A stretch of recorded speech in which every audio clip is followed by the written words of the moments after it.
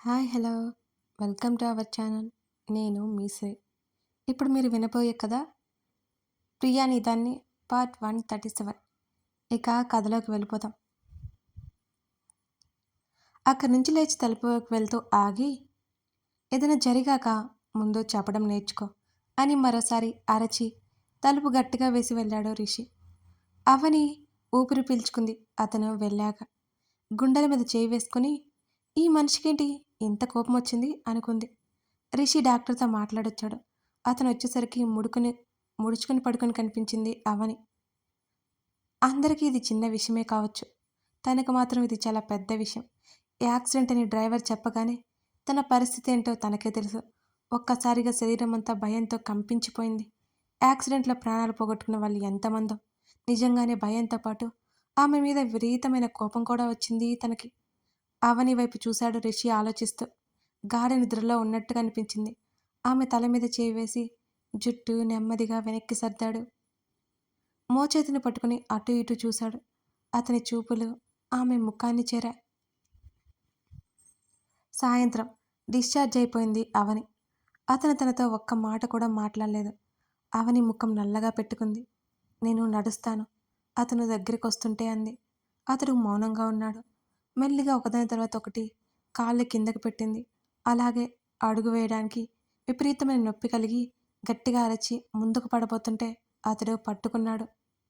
అతను సీరియస్గా చూడడంతో, అంటే నొప్పి అనిపించలేదు, నడిస్తే వస్తుందని తెలియదు అని నసిగింది అవని.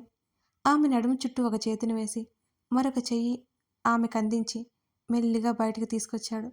ఆమెని కారులో జాగ్రత్తగా కూర్చోబెట్టి పక్కన కూర్చున్నాడు. అవును, ఆ కుక్కపిల్లేది ఎంత బుజ్జిగా ఉందో అడుగుతున్న ఆమె మరోసారి నొసలు ముడివేసి చూశాడు. అబ్బా, ఎందుకలా కొట్టరా చూస్తావు? అవని మూతి ముడుచుకుంది. మాట్లాడావంటే నోటిని కుట్టేస్తాను జాగ్రత్త, అతను సీరియస్గా చెప్తూ కార్ స్టార్ట్ చేశాడు. మాట్లాడను కానీ కుక్కపిల్ల ఏది? అవని మరోసారి అడిగింది. డ్రైవర్తో పాటు పంపించాను అన్నాడు. ఉంచొచ్చు కదా, ఎంత బాగుందో అంది చిన్నబుచ్చుకున్న ముఖంతో. నీకు ట్రీట్మెంట్ అయిపోయింది, దానికి అవసరం లేదా అనగానే, బాగా దెబ్బలు తగిలాయా అని అడిగింది.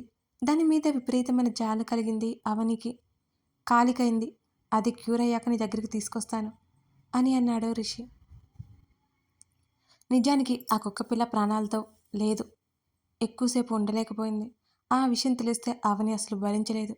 అందుకే అతను చెప్పలేదు. అవనిని కారు దించి ఆమెను అమాంతం చేతుల్లోకి తీసుకున్నాడు రిషి.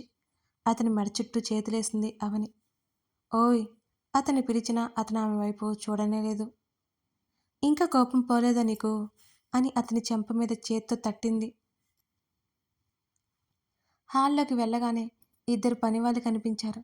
ఫుడ్ పైకి తీసుకురమ్మని చెప్పి రిషి ఆమెను పైకి తీసుకెళ్లాడు. బరువులేనా అని అడిగింది తమ గది తలుపులు తోస్తూ. అతను మాట్లాడలేదు. అవని ముఖం లానమైపోయింది. ఎంతసేపు మాట్లాడవో నేను చూస్తా అనుకుంది లోపల. అతడు ఫ్రెష్ అయ్యి డ్రెస్ చేంజ్ చేసుకున్నాడు. నాకు చాలా చిరాగ్గా ఉంది అవని అరిచింది. ఆమెను వాష్ బేసిన్ దగ్గరికి తీసుకెళ్ళగా ఫేస్ వాష్ చేసుకుంది. బెడ్ మీద కూర్చోబెట్టి అతనే వెళ్ళి కాఫీ పట్టుకొచ్చాడు. వెనక్కి అనుకుని కాళ్ళు చాపుకొని కూర్చుంది. ఆమె కాలు కింద దిండు పెట్టాడు. అవనికి భయం వేసింది. ఇలా మంచంలో ఎన్ని రోజులు ఉండాలి? బాబోయ్, పొరపాటు అంతా తనదే. తను కాస్త జాగ్రత్తగా ఉంటే ఇదంతా జరిగేది కాదు. నెల రోజులు మంచం దిక్కుండా ఇంట్లో ఉంటే తనకి పిచ్చి పడ్డం ఖాయం. అవని తెగ బాధపడింది ఆ విషయం గురించి. ఆ రోజు రాత్రి ఆమెకన్నీ దగ్గరుండి చూసుకుంటున్నాడు అతను. పెండింగ్ వర్క్ చూసుకుంటున్నాడు. అవని పడుకునే ఉంటే పక్కనే బెడ్ రెస్ట్కి ఆనుకుని కూర్చొని ఉన్నాడు రిషి. అప్పటికి గంట నుంచి అతన్ని చూస్తోంది. కనీసం ఒక్కసారి కూడా తనని చూడలేదు. ఈ మనిషి మళ్ళీ మౌనంతో తనని చంపేస్తున్నాడు. అచ్చం ఇదివరకట్లా మారిపోయాడు. అతని చేతిలో ఉన్న ల్యాప్టాప్ సడన్గా లాగేసుకుంది అవని. అతను కళ్ళు చిట్లించి చూశాడు. నేనిక్కడ ఒకదాన్ని ఉన్నాను, పట్టించుకో అని అరిచింది ఉక్రోషంగా. ఆ ల్యాప్టాప్ మళ్ళీ తీసుకున్నాడు. ఆమె మాటలు ఏమాత్రం పట్టించుకోకుండా. అబ్బా! అలా సైలెంట్‌గా ఉండకు స్వామి. నాకు పిచ్చి పడుతుంది అని ఆమె ముఖం బేలగా మారిపోయింది. నోరు మూసుకొని పడుకోలేదనుకో దెబ్బలు పడతాయి అన్నాడు రిషి మరింత గంభీరంగా. కొట్టు అంది అవని. వెంటనే అతనేం మాట్లాడలేదు. ఇంకోసారి ఇలా జరగదు అని చెప్తున్నా కదా! నేను జాగ్రత్తగా ఉన్నాను. సడన్‌గా లారీ ఎలా వచ్చిందో కూడా నాకే తెలియదు. ఆ కుక్క పిల్ల అలా ఏడుస్తూ అరుస్తుంటే నాకేం తోచలేదు. పాపం తనకి చాలా రక్తం వచ్చింది. ఇంకోసారి ఇలాంటివి కనిపిస్తే డ్రైవర్‌ని పంపిస్తాను సరేనా? మాట్లాడు అంటూ అతని చేతిని పట్టుకుని ఊపేసింది అవని. అతనేం మాట్లాడలేదు. చిన్న దెబ్బ ఏదో పెద్ద యాక్సిడెంట్ అయినట్టు ఆమె మాట్లాడుతూ ఉండగానే షటప్! అతను గట్టిగా అరిచాడు. అవని ఉలిక్కిపడింది అతని అరుపుకి. టక్కున మాటలు ఆపేసింది. అప్పటికే అతని ముఖం విపరీతంగా ఎర్రబడింది. అతని దవడ కండరాలు బిగుసుకుని కనిపించాయి ఆమెకి. అతనంత గట్టిగా అరవగానే భయంతో ఏడుపొచ్చింది ఆమెకి. ఆమె ముఖాన్ని చూసి కాస్త తగ్గాడు రిషి. విసిగించకు నన్ను సీరియస్‌గా చెప్పేసి ల్యాప్‌టాప్ మూసేసి దాన్ని పక్కన పడేసి వెనక్కి వాలాడు.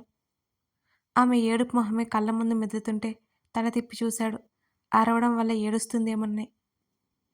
పెద్ద పెద్ద కళ్ళతో ఉక్రోషంగా అతన్నే చూస్తూ కనిపించింది అవని. దెయ్యంలా చూడకపోతే పడుకో రిషి కసిరాడు. నీకు చాలా పొగరు అంటూ అప్పుడు ఏడుపు అందుకుంది అవని. అతను కళ్ళు తేలేసి చూశాడు. ఏడ్చావంటేనా అని ఆమెని సీరియస్‌గా చూశాడు. మాట్లాడు నాతో అంది అవని. అతను ముఖం తిప్పేసుకున్నాడు. నిజానికి అతనికి నవ్వు వచ్చేసింది. ఏడ్చి గొడవ చేసి రివర్స్ అవుతుందనుకున్నాడు కానీ లేదు. తన నుంచి ఇంకేదో ఆమె ఎక్స్‌పెక్ట్ చేయదు. చేయలేదు కూడా. తను సంజాయిషీ ఇవ్వాలని ఆమె అనుకోదు. అతను ఎంతకీ మాట్లాడకపోవడంతో అవని మెల్లిగా లేచి కూర్చుంది. ఓయ్! నువ్వు నా కోపం తెప్పిస్తున్నావు అంది మెల్లిగా అతని ముక్కుకొన మీద గీరుతూ. ఆమెని నెట్టేసి కళ్ళకి చెయ్యి అడ్డుపెట్టుకున్నాడు రిషి. నిద్ర వస్తుంది పడుకో అన్నాడు రిషి మరోవైపుకు తిరిగి. అబ్బా! ఎంత కోపమో! నన్నే తిట్టి నా మీదనే కోప్పడుతున్నాడు. ఆమె గొణుగుడు అతనికి వినిపిస్తూనే ఉంది. మెల్లిగా అతనికి దగ్గరగా జరిగి వెనక నుంచి హత్తుకుని పడుకుంది. అతని ఛాతీ మీదకి చేతులు చేర్చింది. ఓరకంట అవన్నీ గమనిస్తూనే ఉన్నాడతను. అతని ఛాతీ మీద చెయ్యేసి నిమురుతోంది అవని. కోపం పోయిందా? బాగున్న చేతి మీద బ్యాలెన్స్ వేసుకుని తల ఎత్తి అతని ముఖంలోకి చూసింది అవని. నువ్వు చేసిన దానికి నిన్ను 2 పీకాలనిపిస్తుంది. నోరు మూసుకొని పడుకో. మళ్ళీ అతను కసురుకున్నాడు. ఇంకోసారి అలా చేయనని చెప్పాను గదా! అయినా నీకంత కోపమేంటోయ్?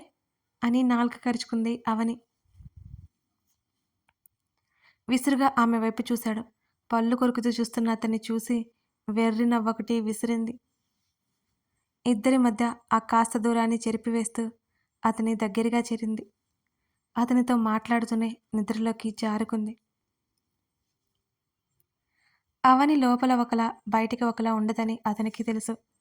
తనని ఎవరైనా అంటే ఊరుకోదు. తిరిగి బదులివ్వక మానదు. అది తన దగ్గరైనా ఎవరి దగ్గరైనా. ఆమె ప్రేమ కోసం తన దగ్గర తగ్గిన వ్యక్తిత్వాన్ని మాత్రం చంపుకోదు. ఆమెలో కొన్ని క్వాలిటీస్ అతనికి బాగా నచ్చుతాయి. అంతలోనే వాటి వల్ల ఏ తిప్పలు తెచ్చుకుంటుందేమోనని అతని భయం. మరుసటి రోజు ఉదయం కూడా రిషి మాట్లాడలేదు. పొద్దున్నే తన్ని ఎంత ముద్దు చేస్తాడో ఈరోజు అది కూడా లేదు. అవనికి నీరసం వచ్చేసింది. ఆమె ఫ్రెష్ అవ్వడానికి అతను హెల్ప్ చేశాడు. అతను కాఫీ ఇస్తుంటే నాకేం వద్దు నీ కాఫీ అంది బెట్టుగా. నేనే పెట్టాను వద్దా? అతను కళ్ళెగరేశాడు. అతని చేతిలో కప్ లాక్కుని తాగుతూ ముఖం తిప్పుకుంది అవని. అతడు ఫ్రెష్ అయ్యి డ్రెస్సెస్ తీస్తూ చూసుకోకుండా కింద పడేశాడు. నీట్‌గా పెట్టవన్నీ అంది వెనక నుంచి. బెదిరిస్తున్నావు కదా అన్నాడు చొక్కా తగిలించుకుంటూ. కాదు నీట్‌నెస్ ముఖ్యం అంది అవని. నువ్వు లేనప్పుడు నావి నేనే చూసుకున్నా మర్చిపోయావా? అన్నాడు ముఖం చిట్లించి ఆమెనే చూస్తూ. ఏదో అప్పుడప్పుడు నాకు కూడా నీకు చెప్పే అవకాశం వస్తే ఎందుకు వదులుకుంటాను? అవని కళ్ళు ఎగరేసి నవ్వింది. ఆమె వైపు అదోలా చూసి అతను రెడీ అవ్వసాగాడు. తలుపు కొట్టిన శబ్దం వినిపించగానే రిషి వెళ్ళి తలుపు తెరిచాడు. ఎవరొచ్చారో అతను అడ్డు ఉండడంతో అవనికి కనిపించలేదు. రిషి పక్కకు తప్పుకోగానే నీరజ, రాధారాణి ఇద్దరూ లోపలికొచ్చారు. వాళ్ళని ఒక్క క్షణం అక్కడ చూసి ఆశ్చర్యపోయింది అవని. అంతలోనే తేరుకొని వాళ్ళని చూసి పలకరింపుగా నవ్వింది. ఇద్దరూ ఆదుర్దాగా అవని దగ్గరికి వచ్చి అవని యోగక్షేమాలు అడిగారు. అసలు యాక్సిడెంట్ గురించి డీటెయిల్స్గా అడుగుతుంటే అవని చెప్తోంది. వాళ్ళు మాటల్లోనే అర్థమైంది రిషి వాళ్ళకి ముందు రోజు రాత్రి విషయం చెప్పాడని. ఎలా జరిగిందో చెప్తూ రెడీ అవుతున్న రిషిని చూసింది. అద్దంలో నుంచి ఆమెని సీరియస్గా చూస్తూ కనిపించాడు రిషి. గబుక్కున ముఖం తిప్పుకుని వాళ్ళతో మాట్లాడుతూ ఉండిపోయింది. వాళ్ళు తన కోసం ఆతురత పడ్డం అవనికి నచ్చింది. చిన్నప్పటి నుంచి తనకి ఏదైనా అయితే కంగారు పడేవాళ్ళు, జాగ్రత్తగా చూసుకునేవాళ్ళు ఎవరున్నారు? ఎవరూ లేరు. జ్వరం వచ్చి లేవలేని స్థితిలో ఉన్న తనే ఎలాగో అలా హాస్పిటల్కి వెళ్ళాలి. అక్కడ ఉండాల్సి వస్తే తను ఒక్కటే ఉండాలి. ఎంత దుర్భరమైన జీవితం తనది. ఈరోజు పూర్తిగా మారిపోయిందంటే రిషి వల్లే కదా. అమ్మా, ఈరోజు మీరు ఇక్కడే ఉంది. ఆఫీస్లో నాకు కొంచెం పని ఉంది, చూసుకుని వస్తాను రిషి చెప్పడంతో నీరజ, రాధారాణి అలాగేనన్నట్టు తలాడించారు. రిషి, ఆవని పద్దాక గదిలోకి ఎలా ఉంటుంది? నువ్వు కిందకి తీసుకురా, టిఫిన్ తిని కాస్త మాతో ఉంటుంది, గెస్ట్ రూమ్లో తీసుకుంటుంది రెస్ట్ అని చెప్పి ఇద్దరు గదిలో నుంచి బయటకొచ్చేశారు. అది వారిద్దరి పర్సనల్ రూమ్, అందుకే ఇద్దరు వెళ్ళిపోయారు. వెళ్ళడానికి సిద్ధమైపోతున్న అతన్నే చూస్తూ ఏవండోయ్ అని పిలిచింది అవని. ఇదిగో, ఇప్పుడు నువ్వు నాతో మాట్లాడకుండా వెళ్ళావంటే నేను మీ అమ్మతో పాటు ఇంటికి వెళ్ళిపోతా, జాగ్రత్త. ఆమె బెదిరించగానే ఒక్క ఉదుటిన ఆమెను చేరి ఆర్ యూ ష్యూర్? పళ్ళు నూరుతూ అన్నాడు రిషి. అవును, ఆటిట్యూడ్ చూపిస్తున్న అవని తల మీద ఒక్కటిచ్చాడు రిషి. కొడుతున్నావు నన్ను, గృహహింస కేసు వేస్తా నీ మీద అని అవని అనగానే మరొకటిచ్చాడు. కాస్త ముందుకు వంగి నీ ఇష్టం వచ్చిన చోటికి వెళ్ళు అంటూ ఆమె నుదురు మీద అరచేత్తో పొడిచాడు రిషి. ఆమె వెళ్ళిపోతాను అనడం అతనికి ఏమాత్రం నచ్చలేదు మరి. అతని మెడ చుట్టూ చేతులు వేసి దగ్గరికి లాక్కుండి ఆదరువుగా ఉన్న అతను అప్రయత్నంగా ముందుకు పడినట్టు ఆమె దగ్గరికి చేరాడు. నువ్వు పొమ్మంటేనే పోలేదు, అలాంటిది నిన్ను వదిలి నేనెక్కడికి పోతాను? అస్సలు వెళ్ళను. సారీ, ఇంకోసారి అలా జరగదు. నువ్వు ఇలా ఉంటే నాకేం బాలేదు, నీకు తెలుసు కదా అంటూ అతని కళ్ళల్లోకి చూస్తూ అంది అవని. ఆమె చెప్పేవన్నీ వింటున్న అతను సున్నితంగా ఆమె పెదవుల మీద ముద్దు పెట్టుకున్నాడు. కథ కొనసాగుతుంది. అవని, రిషి సరికొత్త ప్రేమ ప్రయాణం నాతో పాటు మీరు కూడా వినేయండి, చదివేయండి. మన సిరీ డైరీస్లో లీలావతి అనే స్టోరీ వస్తుంది, మర్చిపోకుండా చూసేయండి. ఇవాళ సాయంత్రం 4 గంటలకి. Thank you for watching this video. మరో ఎపిసోడ్తో మళ్ళీ కలుద్దాం.